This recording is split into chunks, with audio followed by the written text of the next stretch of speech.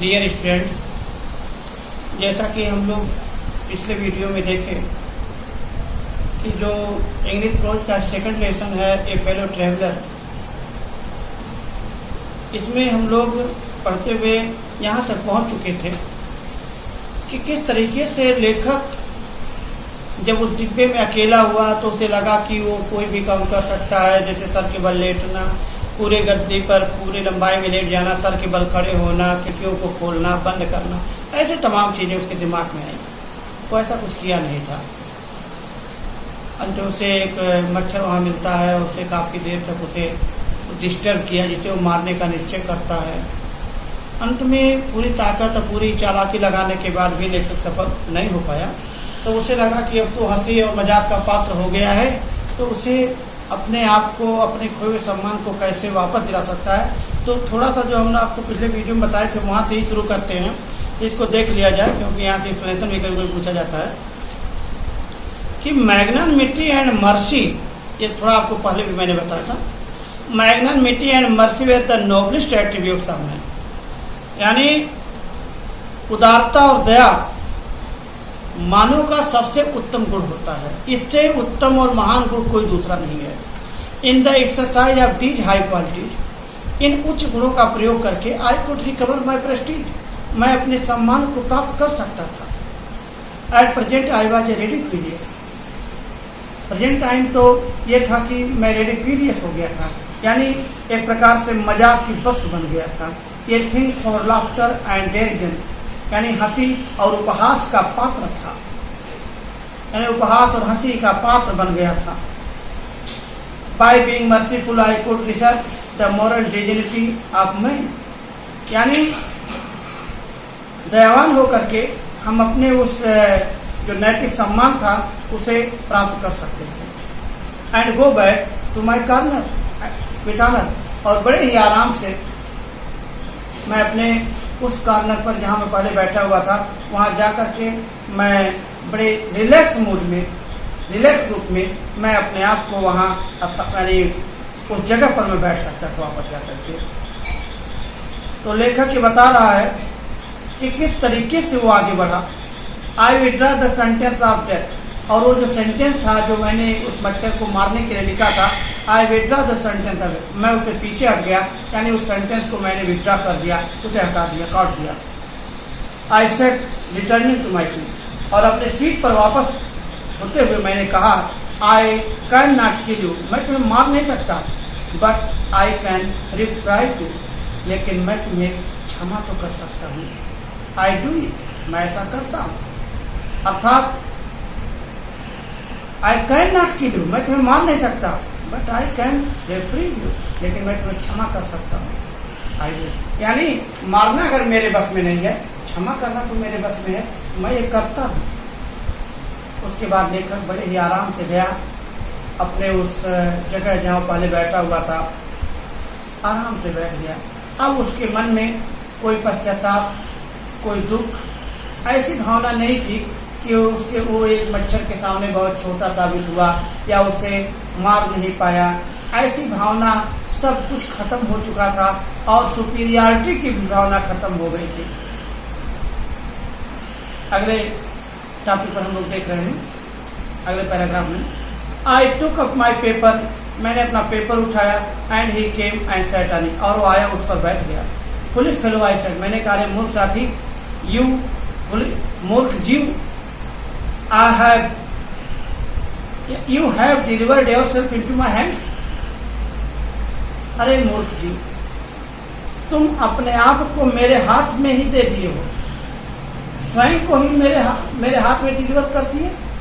I have but to give this respectable weekly organ of opinion is my of both the covers, मुझे इस सम्मानित पत्रिका के, केवल साप्ताहिक पत्रिका के केवल दोनों कब्रों को सटा देना है, मिला देना है। And you are a curse, और तुम एक मुर्दा के रूप में, एक लाश के रूप में बन जाओगे, तुम लाश हो जाओगे। Neatly sandwich between an article on peace trips and another the modesty of Mr. Hill, और इस प्रकार मिस्टर होप्स और ये मॉडेस्टी महाराष्ट्र मिस्टर हाउस और पीस ट्रेप्स, ये जो दोनों लेख हैं, इसके बीच में तुम चटनी बन जाओगे, सैंडविच बन जाओगे, अर्थात दोनों के बीच पीस कर तुम मर जाओगे, क्योंकि मुझे तो केवल कबर को सटा देना है और तुम स्वयं आकर के इस कबर पर अपने आप को मेरे हाथ में दे दिए।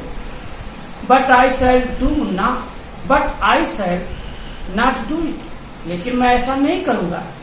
आई हैव रिप्रेव्ड यू, मैंने तो तुम्हें क्षमा कर दिया है, मैं तो तुम्हें क्षमा कर चुका हूं। And I will satisfy you, और मैं तुम्हें निश्चित तौर पर संतुष्ट करना चाहूंगा। That when this large animal fail, कि जब यह बड़ा जानवर, अर्थात बड़ा जानवर माने लेखक, यानी यह लेखक अर्थात बड़ा जानवर जो कुछ कहता है, ही मीन्स इट, तो उसका यह मतलब होता है। यानी मतलब होने का मतलब क्या है? मतलब ये कि अगर वो कुछ कह दिया तो उसको जिम्मेदारी से उस बात को पूरा करता है। Moreover I no longer desire to kill, और बात तो ये भी है कि अब मुझे मेरे अंदर तुम्हें मारने की कोई इच्छा भी नहीं है, मैं तो मारना भी नहीं चाहता हूँ, कोई डिजायर ही नहीं है। Through knowing you better I have come to kill, अब ये जानते हुए तुम एक बेटर पोजीशन प्राप्त कर लिए हो, एक अच्छा पोजीशन है प्राप्त हो गया तुम्हारा, तो मुझे ये महसूस होता है जब मुझे अच्छी तरीके से थ्रो नोइंग यू बेटर, जब मैं तुम्हारे विषय में बहुत अच्छी तरीके से समझा, I have come to feel, तब मैं ये महसूस करता हूँ शैल ऐसे, जो मैं आपसे कहूँगा, जो मैं कहूँगा वो वही कहूँगा जो मैं तुम्हें बेटर समझने पर महसूस कर रहा हूँ। ये सॉर्ट ऑफ अफेक्शन था, यानी तुम्हारे प्रति एक मेरा स्नेह है, एक अफेक्शन है, एक लगाव है। I fancy that Saint Francis would have called you little brother, मुझे तो कहानी याद आती है, मुझे वो कल्पना पता चलता है जिसमें Saint Francis would have called you little brother, तुम्हें छोटे भाई की तरह, लिटिल ब्रदर की तरह कहते थे। आई कैन नॉट गो सो फार, मैं उससे बहुत आगे तो नहीं जा सकता, मैं उतना दूर तो नहीं जा सकता। That in Christian spirit, that in Christian charity and civility, यानी जो क्रिश्चियन उदारता है, जो उनकी सज्जनता है, मैं उससे आगे तो नहीं जा सकता, यानी उनकी जितनी आगे ये विचारधारा थी वहां तक तो मैं नहीं जा सकता। बट लेकिन I recognise A more distant relationship, लेकिन मैं तुम्हारे प्रति एक दूर का संबंध, रिलेशन स्थापित करता हूं, तुम्हारे बीच एक रिलेशन है। Fortune has made us fellow travellers, Fortune has made us fellow travellers, सौभाग्य ने हमें यानी हम दोनों को सहयात्री बना दिया। ऑन दिस समर नाइट, आज गर्मी की इस रात में। आई हैव इंटरेस्टेड यू, मैंने तुम्हारा मनोरंजन किया। एंड यू हैव इंटरटेन मी, और तुमने मेरा मनोरंजन किया। दोनों एक दूसरे के लिए लाभकारी सिद्ध हुए। द ऑब्लिगेशन इज म्यूचुअल, हम लोगों की जो कृतज्ञता है वो बिल्कुल समान है। And it is founded on the fundamental fact, और ये वास्तविकता उस मूलभूत सिद्धांत पर आधारित है, that we are fellow martyrs, कि हम सब जीव फेलो मार्टर्स हैं, नश्वर हैं। ये सब जीव नश्वर हैं, हम दोनों नश्वर हैं। The miracle of life is hours in common, हमारे जीवन के जो रहस्य हैं, चमत्कार हैं, जो हमारे जीवन के चमत्कार हैं वो भी कॉमन है। एंड इज मिस्ट्री टू, और जीवन का रहस्य है वो भी तो समान है। I suppose you don't know anything about your journey. I don't, लेखक कहता है आई सपोज, मैं सोचता हूं, कल्पना करता हूं, you don't know anything about your journey, कि तुम अपनी जर्नी के विषय में नहीं जानते, कुछ भी नहीं जानते। आई एम नॉट श्योर, तो मैं भी श्योर नहीं हूं। That I know much about my, कि मैं अपने विषय में बहुत कुछ जानता हूं। मैं भी तो श्योर नहीं हूं। न तुम अपने यात्रा के विषय में जानते हो, जर्नी के विषय में। यहाँ प्रश्न आता है, ये जर्नी कैसी है। यहाँ लेखक इस जर्नी का व्यापक अर्थ बताया है, जीवन रूपी यात्रा, जीवन की जो जर्नी है, इस आत्मा की जर्नी कब किस जगह अंत हो जाए इसका, इसके विषय में कोई नहीं जानता।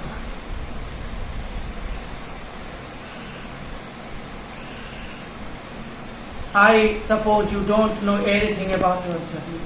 तुम भी नहीं जानते। I am not sure that I know much about mine.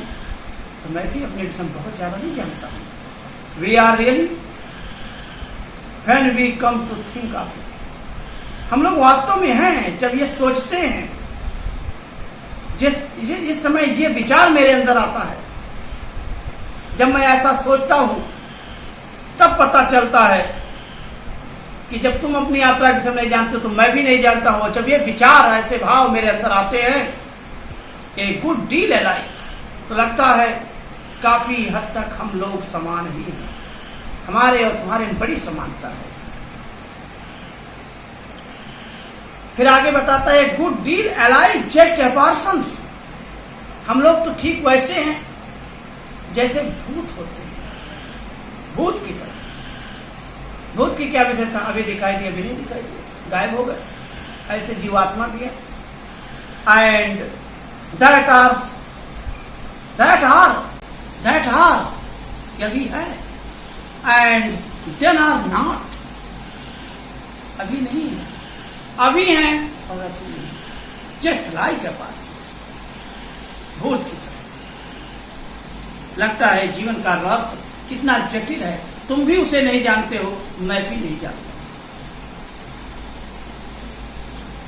Coming out of the night into the lighted carrier. जब तुम बाहर से इस प्रकाशित कमरे में आती हो तो लगता है तुम हो, fluttering around the lamp for a while. कुछ समय के लिए बल्ब के किनारे उस लाइट के पास फड़फड़ाते हो, and going out into the night again perhaps, और शायद फिर उस अंधकार में कहीं खो जाते हो। लेखक यहां बताना चाहता है, ऐसे ही मानो जीवात्मा अंधकार से आती है, कुछ समय तक यहां उस प्रकाश में फड़फड़ाती है। लोग अपने काम और अपनी तमाम परेशानियों में दौड़ते रहते हैं, फड़फड़ाते हैं उस मस्कीटो की तरह। समय आ जाता है कि चले जाते हैं। शायद ऐसे ही जीवन चलता रहता है। इसका सर्कुलर, इसका जो सर्किल है, ऐसे घूमता रहता है। और इस प्रकार से going on tonight sir. कहाँ जा रहे हैं आज की रात सर? कहाँ जाना है आपको आज रात सर? किस जगह है जाना? कहाँ जा रहे हैं? said a voice at the window. खिड़की के रास्ते से एक आवाज आई। It was a friendly porter giving me hint. यह मेरा एक मित्रवत कुली था जो मुझे हिंट दे रहा था that this was my station. यही मेरा स्टेशन है, अर्थात मैं अपने गंतव्य स्थान तक पहुंच चुका था। लेखक कहता है, I thanked him, मैंने उसे धन्यवाद दिया, and said, और कहा, I must have been dozing. हाँ, मैं कुछ ऊँघ रहा था, मुझे कुछ हल्की झपकी आ रही थी मानो। And seizing my hat and stick, और अपनी टोप, अपनी हैट और अपनी छड़ी उठाते हुए I went out into the cool summer night. उस ठंड गर्मी की रात जो थी, मैं बाहर निकल गया। उस गर्मी की ठंड रात में मैं बाहर निकल गया। As I closed the door of the compartment, as I closed the door of the compartment, और जब मैं उस कंपार्टमेंट, उस डिब्बे के दरवाजे को बंद किया, ऐसा मैंने देखा, My fellow traveler fluttering round the lamp, कि मेरा सहयात्री अभी भी उस लैंप के किनारे फड़फड़ा रहा था। अभी भी उस किनारे, लैंप के किनारे पढ़ रहा था। और आगे कहानी और भी लिखी गई है, लेकिन कोर्स में नहीं है।